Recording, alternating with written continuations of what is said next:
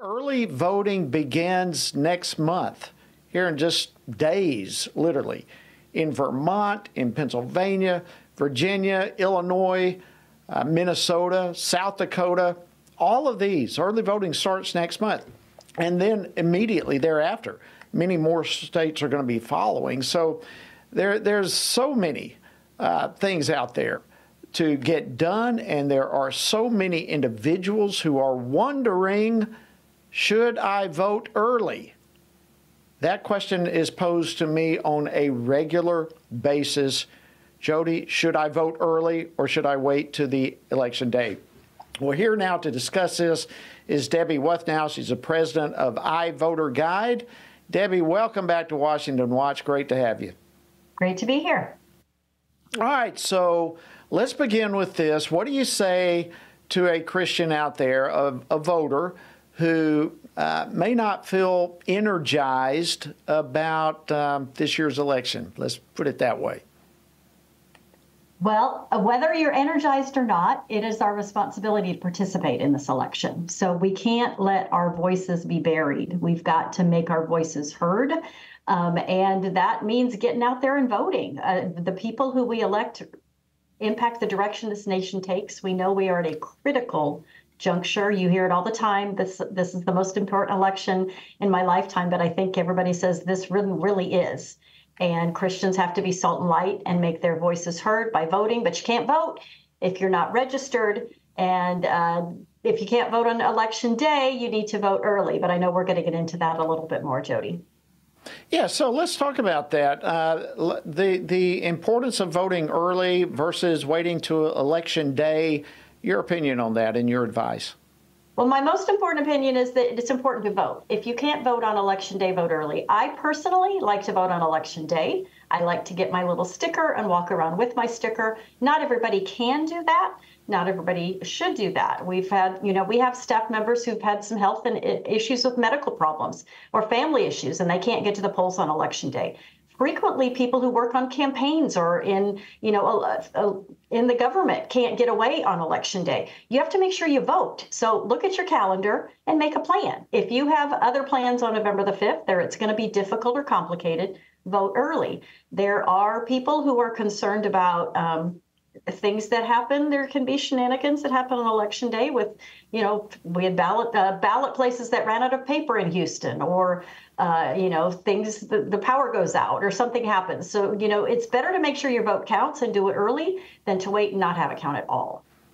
Yeah, and that's an excellent point. I mean, and it all depends on what state a person lives in, for sure. But there are some states that even their identities or whatever is involved are tampered with, and they go to vote on election day only to be told you've already voted, and that type of thing. So, depending on where you live, exercise wisdom, and again, underscoring, Debbie, what you're saying, vote, vote, vote.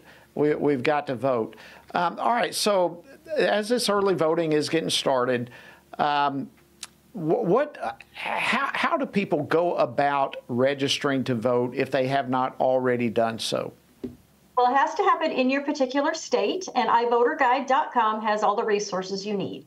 So if you go to iVoterGuide.com and scroll down and click on your state, there's a pop-up map, and we will show you, I have a little blurb about how early you have to register. Some states allow registration up until election day. Some states you have to do it 29 days, 35 days in advance.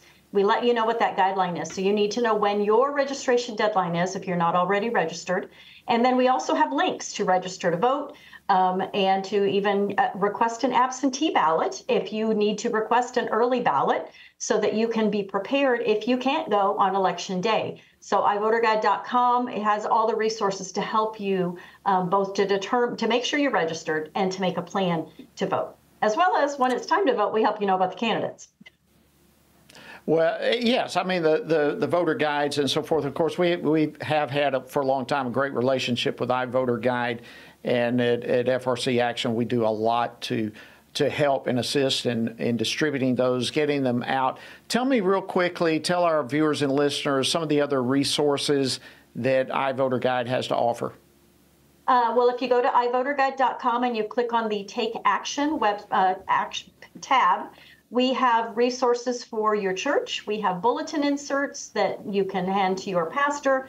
We have push cards you can pass out. We even have door hangers if you're going to block walk that can let them know about iVoterGuide.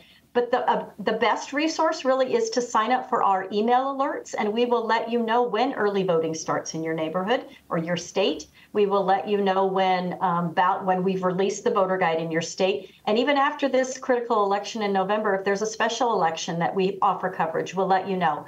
We also send you educational emails so you know about early voting and when you should vote early. What does the Secretary of State do? We just have once a week educational emails to make sure everybody is informed about the issues, informed about the civics, and as well as knowing when it's time to go and vote. And it's all available at iVoterGuide.com. All right, excellent stuff.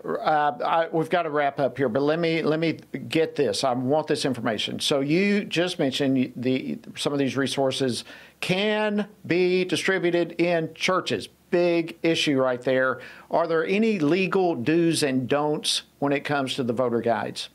Well, click on our church resources, and we have a do's and don'ts handout on our website that you can use with your pastor because you can tell them about iVoterGuide. We even have a letter from our legal counsel telling a church that they can point to iVoterGuide because we don't tell you who to vote for. It's just information to equip Christians to vote wisely. So all of that's available on our church resource tab. Pastors can tell people about iVoterGuide. They've done it. They continue to do it. You can pass it. You can tell your friends and your neighbors about iVoterGuide. If you find it useful for yourself, share it with others by signing up for our email list and for sharing the resources. Thank you, Debbie Wuthnow, so much. The incredible work that you and the whole team do at iVoterGuide. One more time, what is that website? iVoterGuide.com. Enter your address, get your personalized ballot. Fantastic. Debbie, thank you so much for joining us, and we look forward to having you back again.